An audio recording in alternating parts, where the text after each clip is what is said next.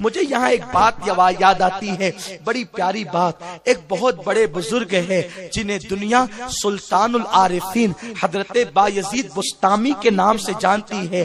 Bayazid Bastami پیدائشی ولی تھے، لیکن ولایت میں ایک منزل ہے، ولایت کی کئی منزلیں ہیں، اس میں سے ایک منزل یہ ہے جس کو مقام حضوری کہتے ہیں۔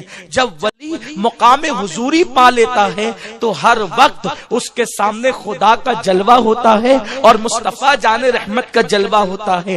ہر لمحہ وہ دیدار یار کی لذت سے مسرور ہوتا رہتا ہے۔ اللہ اکبر۔ بایزید بسطامی اسی مقام حضوری کو پانا چاہتے تھے۔ ایک دن ماں کے پاس آئے، کہا اماں جان مجھے مقام حضوری چاہیے، لیکن دن میں کماتا ہوں، پھر تمہاری خدمت کرتا ہوں، ضروریات رہتا ہوں اور عبادت نہیں کر پاتا۔ ماں اگر اجازت دے میں جنگلوں میں چلا جاؤں اور وہاں جا کر اللہ کی عبادت کروں تو جلد سے جلد مقام حضوری میں پالوں گا۔ ماں ہوتی ہے۔ ماں نے کہا ٹھیک ہے بیٹا چلا جا، کوئی بات نہیں، جا اجازت دیتی ہوں۔ بایزید بسطامی گھر سے نکلے اور تقریباً 40 سال تک کے غار میں جنگلوں میں اللہ کی عبادت کی۔ کس طرح کہ سحری کرتے تو درخت کی پتیوں پر پانی سے افطار، کبھی پتیوں پہ افطار اور سحری پانی سے، بس یہی، کبھی اناج کی شکل بھی نہیں دیکھی۔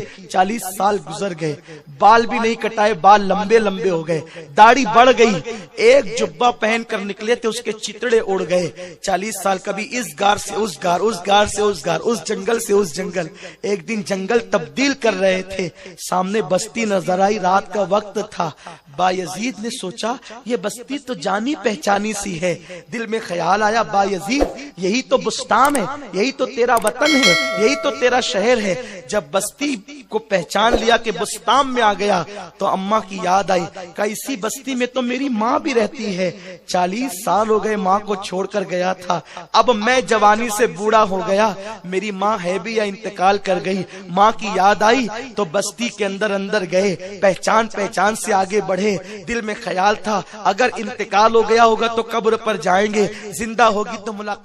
جب اپنے محلے میں پہنچے تو گھر صحیح سلامت تھا، دل کو قرار آیا اماں تو زندہ ہے، اگر زندہ نہیں ہوتی تو گھر اجڑ گیا ہوتا۔ اس کے بعد سوچا رات کافی طویل، رات کافی گزر چکی ہے اور اندھیری رات ہے، ہو سکتا ہے ماں تھک ہار کر سوئی ہوگی، اٹھاؤں گا تو بے ادبی ہوگی۔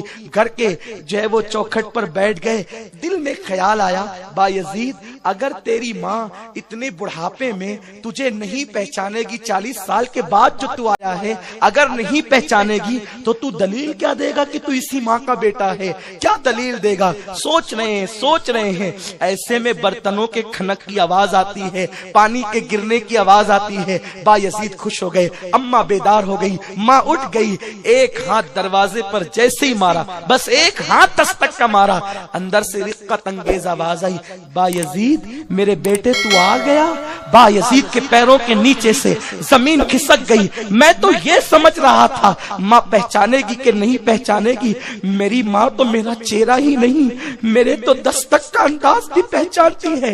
40 سال کے بعد بوڑھی ماں میرا انداز دستک بھی فراموش نہ کی تو مجھے کیسے فراموش کرے گی؟ بایزید کی آنکھوں میں آنسو تھے، پیروں کے نیچے سے زمین کھسک گئی تھی۔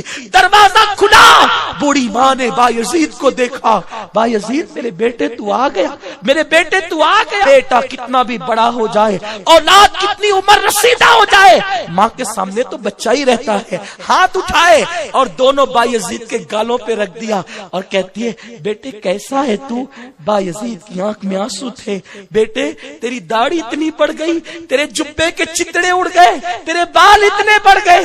ہاں ماں، ایک جنگل سے دوسرا جنگل، دوسرے سے تیسرا، یہی کرتا رہا، اچانک بسطام میں آیا تو تیری زیارت کا شوق آیا۔ ماں بایزید سے ماں نے کہا بیٹا کتنے سال سے تو گیا تھا؟ ماں 40 سال سے۔ بیٹا اللہ مل گیا؟ بیٹے اللہ مل گیا، اللہ مل گیا؟ نہیں ماں، نہیں ملا، جو مقام چاہتا تھا مل گیا، نہیں ملا ماں۔ کتنے سال عبادت؟ 40 سال۔ ماں درخت کی پتیوں پہ افطار کیا، پانی سے روزہ رکھا، 40 سال اناج کا منہ نہیں دیکھا، نہیں ملا بیٹا اللہ؟ نہیں ماں نہیں ملا. ویسے ہی گال ہاتھ میں لیے آنکھ میں آنسو آ گئے. آسمان کی طرف رخ کرتے کتنی محنت کی, کامیاب نہ ہوا. مولا میں دعا کرتی ہوں یہ جو مقام چاہتا ہے تو اس کو عطا کر دے. بس یہ دو جملے کہنے تھے. بایزید بسطامی کہتے ہیں پردے ہٹ گئے, مقام حضوری مل گیا. بایزید ماں کے قدموں پہ گر کے کہتے ہیں ارے میں نادان تھا جو غاروں میں اللہ کو ڈھونڈ رہا تھا, مجھے کیا پتا خدا تو یہاں موجود ہے. خدا تو یہاں ہے. 40 سال کی جنگلوں بیابان کی عبادتوں نے جس مقام پر نہیں پہنچایا, ماں کے 2 جملوں نے اس منزل پر پہنچا دیا. پھر بایزید نے ایک مقام پر کہا اگر 1 سیکنڈ کے لیے اللہ کا جلوہ میری نظروں سے اوجھل ہو جائے تو اس وقت میں اپنے آپ کو مسلمان تصور نہیں کروں گا. یہ جو بات کہی ہے نا, یہ ماں کی دعا کی بات کہی ہے. نادانوں, میری قوم کے جوانوں, جوانی جذباتی ہوتی ہے. جذبات کے رو میں اتنا مت بہ جاؤ کہ تمہیں اپنے نفع اور نقصان میں فرق نہ ہو. جذبات کے رو میں اتنا نہ بہ جاؤ کہ کسی کے حسین رخسار تمہیں تمہارے ماں باپ کا بے وفا بنا دے. کسی کے زلفوں کے پیچ و خم تمہیں اپنے ماں باپ کا غدار بنا دے. سن لو, ماں باپ تو وہ ہیں جن کے بغیر خدا نہیں ملتا.